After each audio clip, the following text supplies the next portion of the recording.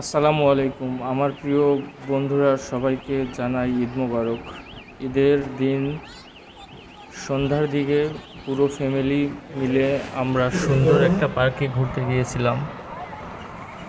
আসলে ঈদের দিনে সুন্দর একটা সময় কাটালাম, দেখতে অনেক সুন্দর। এটা হচ্ছে শিশু পার্ক আর কি। তো গিয়ে অনেক এনজয় করলাম। আমার ছেলে এবং আমার একমাত্র ভাগ্নাকে নিয়ে গিয়েছিলাম। এটা হচ্ছে আমার ছেলে আর ভাগ্না আর কি। তো তারা দুজন খুব এনজয় করছে।